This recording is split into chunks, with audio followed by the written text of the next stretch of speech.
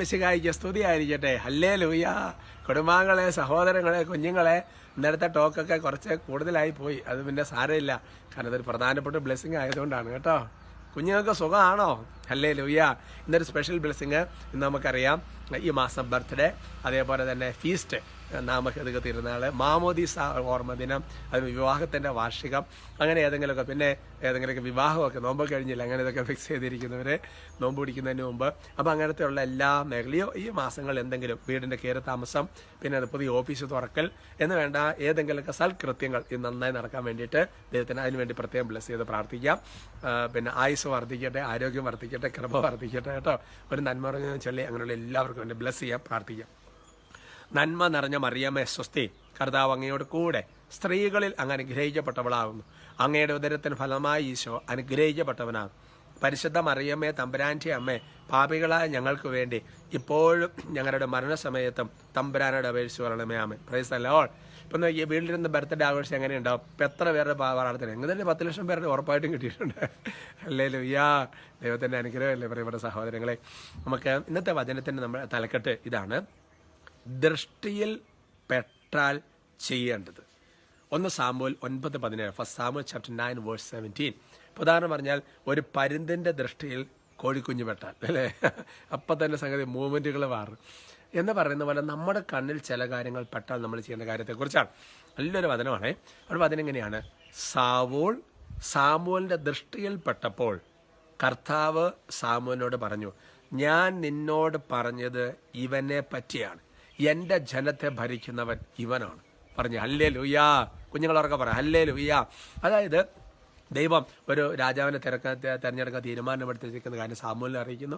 അങ്ങനെ സാമുവേൽ കൃഷിൻ്റെ മക്കളെയൊക്കെ വിളിച്ചു വരുത്തുന്നു.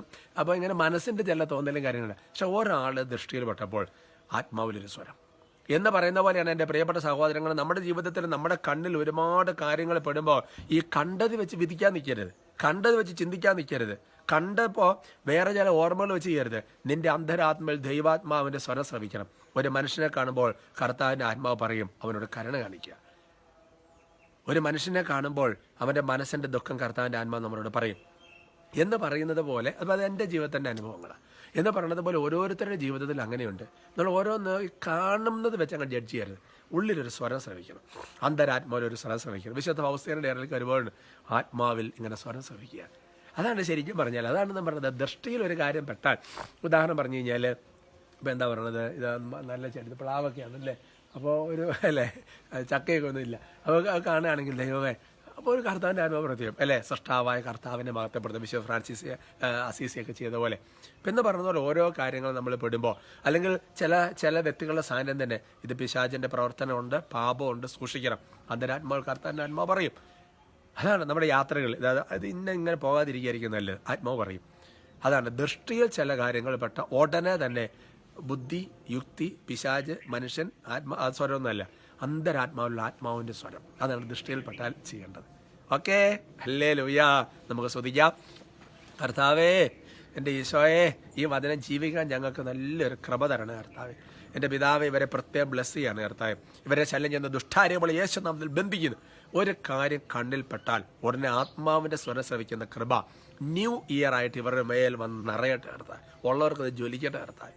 എൻ്റെ ബൈബിളിൽ ചില അഹിയ അങ്ങനെ പ്രവാചകന്മാരുണ്ടല്ലോ, പിന്നെ വാതിൽക്കൽ കാൽപെരുമാറ്റം കണ്ട് കർത്താവ് രാജാവിൻ്റെ ഭാര്യ രാജ്ഞി വന്ന് നിൽക്കുമ്പോൾ, നീ ഇന്നയാളാണ്, ഇന്ന ഉദ്ദേശം, അതേപോലെ പറയുന്നത് പോലത്തെ ഒരു കൃപ വ്യാപരിക്കട്ടെ കർത്താവേ. ഓ കർത്താവ്, ദൈവം പ്രത്യേകിച്ച് ഈ മാസം ബർത്ത്ഡേ, അതേപോലെ തന്നെ ഫീസ്റ്റ്, വിശുദ്ധരുടെ തിരുനാൾ, മാമോദീസ കർത്താവ്, അതേപോലെ തന്നെ വിവാഹ വാർഷികം, വിവാഹം നടത്തുന്നവർ, വീട് കയറി താമസം, പുതിയ കമ്പനികൾ തുടങ്ങുന്നവർ, യാത്രയ്ക്ക് ഒരുങ്ങുന്നവർ, എല്ലാവരെയും ഈ മാസം അങ്ങനത്തെ എല്ലാ കാര്യത്തിലും പ്രത്യേകം ബ്ലെസ് ചെയ്യാണ്. ഈശോയുടെ നാമത്തെ തടസ്സങ്ങൾ വിട്ടുപോട്ടെ. ഈശോയുടെ നാമത്തിൽ ജ്ഞാനം 8:1 വചനപ്രകാരം എല്ലാം നന്നായി ക്രമീകരിക്കപ്പെടട്ടെ, വഴികളെല്ലാം തുറക്കപ്പെടട്ടെ, ആയുസ്സും ആരോഗ്യം കൃപയും ഒരുപോലെ വർദ്ധിക്കട്ടെ, പാപം കുറയട്ടെ, ദൈവസ്നേഹം നിറയട്ടെ. നല്ലത് കർത്താവെ, പ്രത്യേകിച്ച് കുടുംബജീവിതമൊക്കെ നയിക്കുന്ന അനേക വർഷങ്ങൾ കൃപ ജീവിക്കാൻ ഇടവരട്ടെ. ഈശോയുടെ നാമത്തിൽ അനുഗ്രഹിക്കുന്നു, ഇപ്പോഴും എപ്പോഴും എന്നേക്കും. ആമേൻ.